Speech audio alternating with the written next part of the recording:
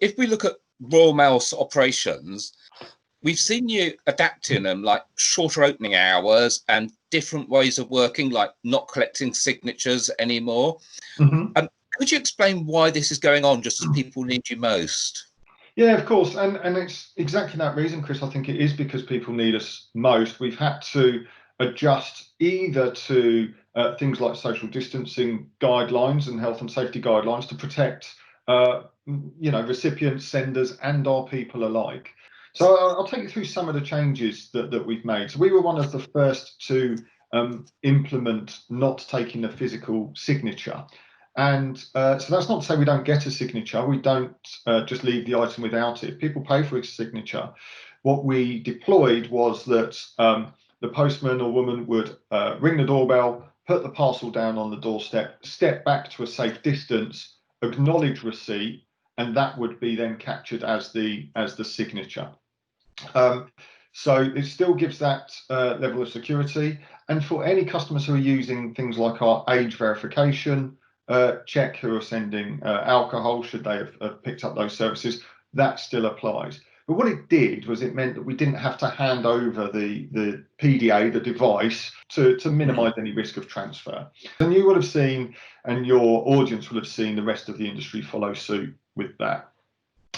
With regards to opening hours, so typically our delivery offices, our customer services points are open relatively consistent hours across the country and through the week. But one of the reasons that they're open so long is because, of course, people are coming in all through the day to collect items that they might have missed previously.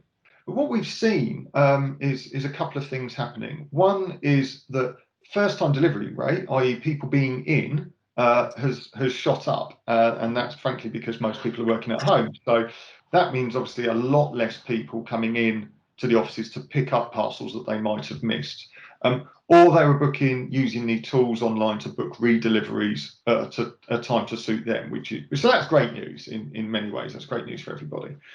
And you're absolutely right. The other part that people use that for is to drop items off for delivery that they've dispatched. And what we did was to enable us to control that flow of traffic, that input of traffic, in the best way we can, and ensure that those customer services points were manned as effectively as possible. We reduced the hours to be open predominantly for a couple of hours in the morning, between 9 and 11 in most cases. We extended the time by which you had to, once you produced a label, you had to give items to us.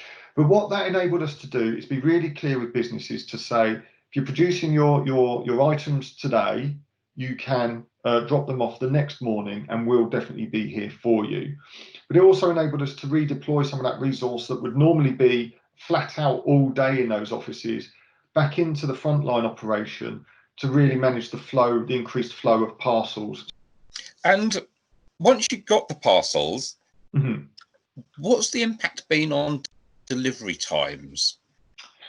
So generally, delivery times have been pretty consistent. So we've obviously seen a bit of a dip where we've had the odd office where we've had a confirmed case of COVID-19 and we've had to close the office, deep clean it and reopen it. So you might get some local challenges there.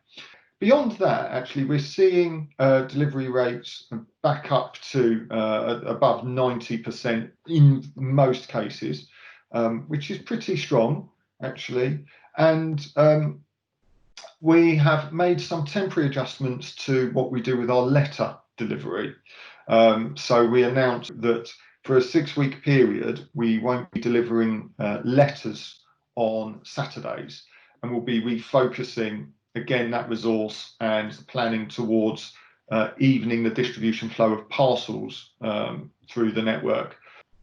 So that's interesting that you're not delivering letters on a Saturday, but can I still send items signed for or special delivery? What if I've got something really valuable and urgent? So you can still use special delivery, you can still use signed for services. They were unaffected by that.